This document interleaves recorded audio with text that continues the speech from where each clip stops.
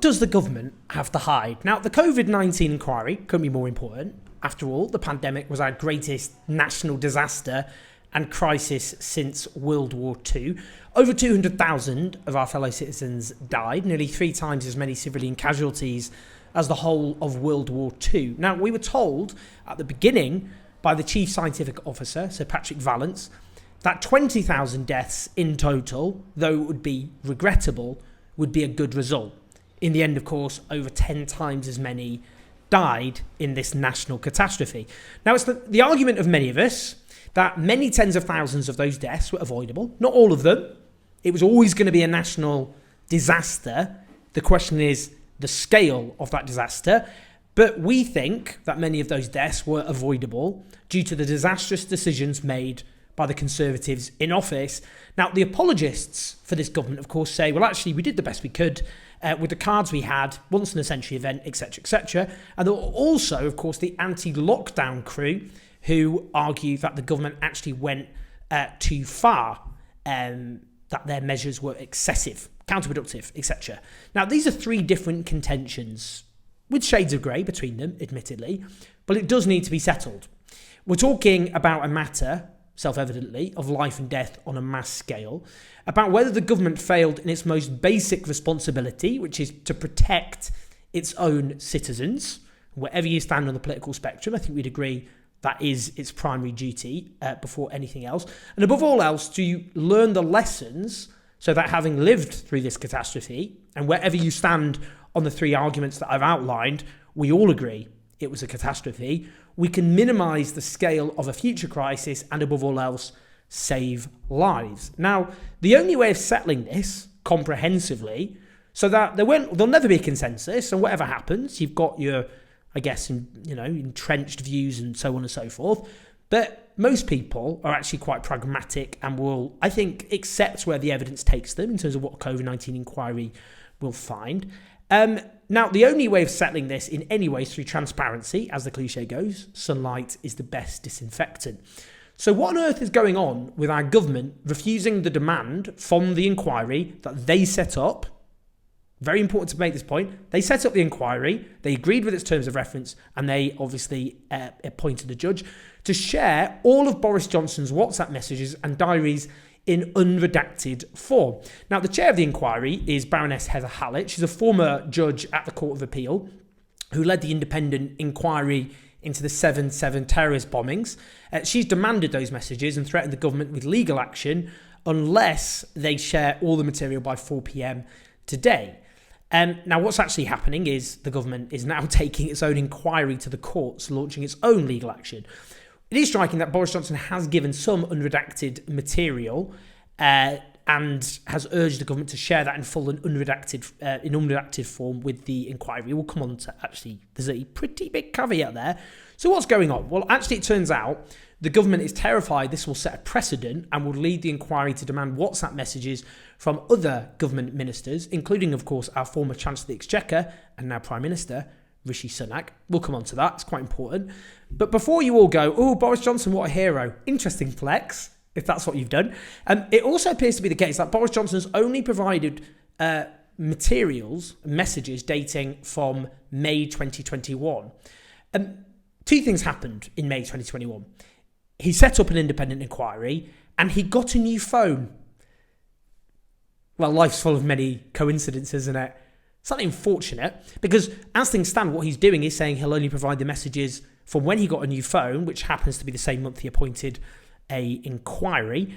Obviously, we need the messages from way before then. Obviously, the pandemic began at the beginning of 2020, which is some way before May 2021.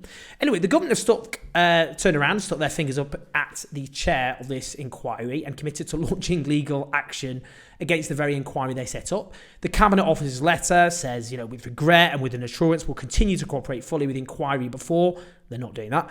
During and after the judicial issue in question is determined by the courts. They said they provide as much information as possible. No, they haven't. That's not true. Including WhatsApp messages redacted for national security reasons and to remove unambiguously irrelevant material. Not for them to decide that. So they're now saying that this is important issues of principle at stake here, affecting both the rights of the individual and proper conduct of government. Now, hold on a minute. The unredacted messages are not going to be published by the chair of the inquiry.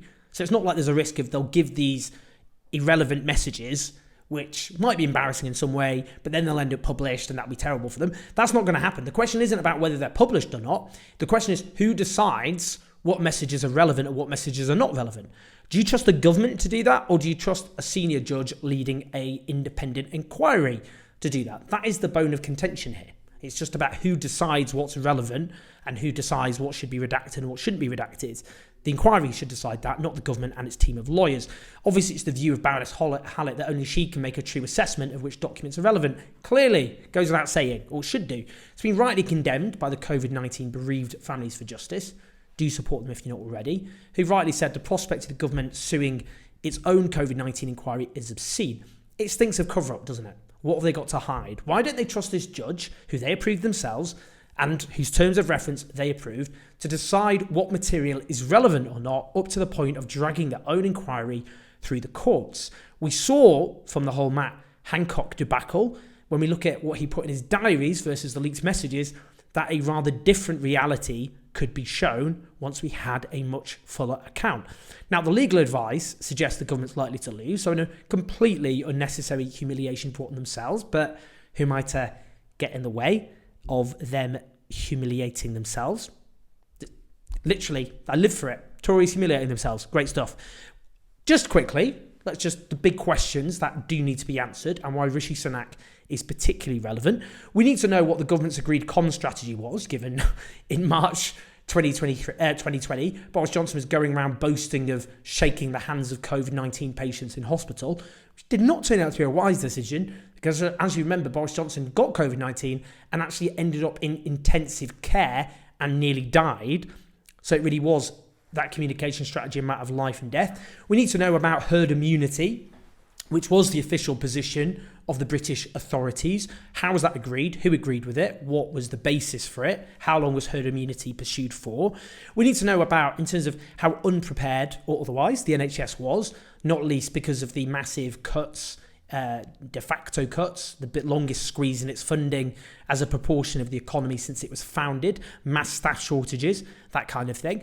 We need to know about the lack of PPE and why we were actually exporting PPE as the pandemic began clearly to unfold at the beginning of 2020. What was learned from Italy for a while, clearly in Europe, Northern Italy was the worst affected.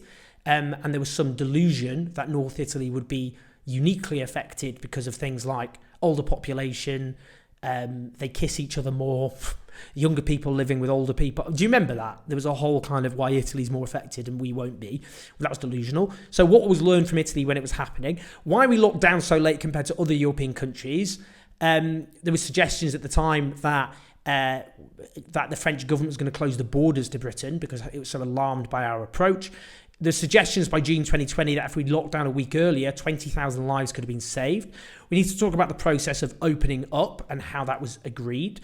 We need to talk about things like Eat Out to Help Out. That's when we got onto Rishi Sunak. That was his scheme to supposedly encourage catering businesses and the hospitality sector. But that encouraged people to congregate inside and eat during the pandemic. Not a great idea, either in hindsight or, more crucially, at the time. The delay in locking down for the second time with SAGE, which is obviously the board of scientists and advisors who are there to advise the government on what it should do in the pandemic. In September 2020, they urged a immediate circuit breaker lockdown. That was defied, and crucially at the time, our Chancellor of the Exchequer, Rishi Sunak, brought in COVID deniers into number 10, who apparently played a pivotal role in persuading Boris Johnson to not lock down and introduce a circuit breaker when he was urged to do so by his advisors. So Rishi Sunak allegedly played a key role there. We need to know exactly what it was. We ended up with the November lockdown, and then the mess of the tiers. We need those investigated. The whole debacle over Christmas 2020. We need to know about test and trace, for example. Also PPE contracts, and how that might have impacted in terms of people's lives. There's a whole range of things that we need to talk about, the huge amount of government expenditure and how much was wasted. These are things we need to know about. We need to know exactly what the government was doing behind the scenes, and we can only do that if they release the messages. Otherwise, there'll never be any consensus, And the stench of cover-up will undermine people's faith, obviously, in the authorities to deal with any future crisis. If we are going to have future crises, we're going to have future pandemics, self-evidently.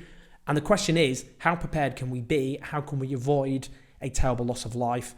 It is my contention that many tens of thousands of people in this country died, many of whom would still be alive, were it not for the decisions taken by the government. There's no graver accusation to level against your own government than that they are responsible for the mass deaths of their own civilians. I appreciate that's a grave accusation, and it needs to be tested thoroughly.